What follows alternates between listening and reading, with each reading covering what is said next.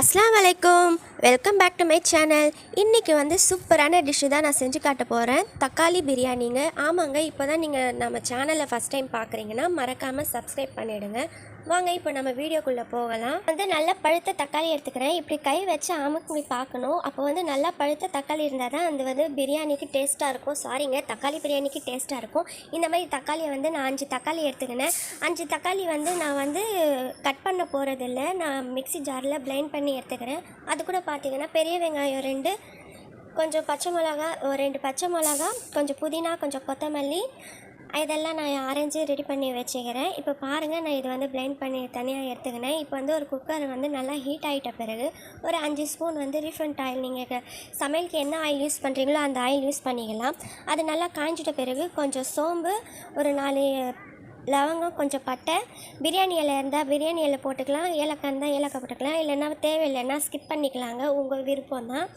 Same method தாங்க, biryani method தான். அப்புறம் இது கட் பண்ணி வச்சுருந்து பார்த்தீங்களா வெங்காயம், அதை போட்டு நல்லா வதக்கிக்கணும். அது கூட பார்த்தீங்கன்னா உப்பு கொஞ்சம் சேர்த்துக்கணுங்க. கல் உப்பு சேர்த்தோன்னா அது சீக்கிரமாக வதங்கும்.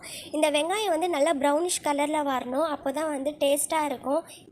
இது மட்டும் இல்லைங்க, நீங்கள் எந்த டிஷ்ஷு செஞ்சாலும் வெங்காயம் கொஞ்சம் ப்ரௌனிஷ் கலரில் வதக்கிட்டு அதுக்கப்புறம் தக்காளி போடுங்க. அப்போ தான் அது டேஸ்ட்டாக இருக்கும். அதுக்கப்புறம் கட் பண்ணி வச்சுருந்தேன் 2 பச்சை மிளகா ஆட் பண்ணிக்கிறேன்.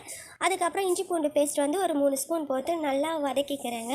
அப்புறம் நம்ம அரைச்சி வச்சுருக்கோம் பார்த்தீங்களா இந்த தக்காளி பேஸ்ட்டை, அந்த தக்காளி பேஸ்ட்டை நல்லா அந்த பச்சை ஸ்மெல் போகிற வரைக்கும், அந்த பச்சை ஸ்மெல் கொஞ்சம் கூட இருக்கக்கூடாதுங்க, அது வரைக்கும் நம்ம நல்லா வதக்கிக்கணும். அது கூட புதினா, கொத்தமல்லி, 1 ஸ்பூன் கரம் மசாலா, மிளகாத்தூள், மஞ்சத்தூள், நான் வீட்டு மிளகாத்தூள் தான் யூஸ் பண்ணுறேன். 1 ஸ்பூன் மிளகாத்தூள் போட்டு நான் அந்த ஒரு கப்பில் அரிசி ஊற வச்சுருக்கேன் பார்த்தீங்களா, அந்த 1 கப்பு அரிசிக்கு 2 தண்ணி ஊற்றுறேங்க, 2 கப்பு தண்ணி ஊற்றுறேன்.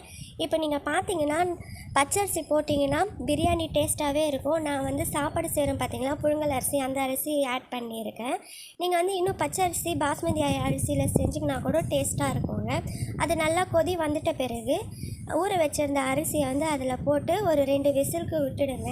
நல்லா டைட்டாக மூடி 2 விசில் விட்டுட்ட பிறகு அப்புறம் நீங்கள் ஓப்பன் பண்ணி பாருங்கள். அந்த தம் போட்டுட்ட பிறகு நீங்கள் ஓப்பன் பண்ணி பார்த்தீங்கன்னா உங்களுக்கான சூப்பரான தக்காளி பிரியாணி ரெடிங்க. குழையாமல் நல்லா உதிரி உதிரியாக டேஸ்ட்டாக வரும். ட்ரை பண்ணி பாருங்கள். இந்த வீடியோ உங்களுக்கு பிடிச்சிருந்தா மறக்காமல் லைக் பண்ணி கமெண்ட் பண்ணி சப்ஸ்கிரைப் பண்ணிடுங்க.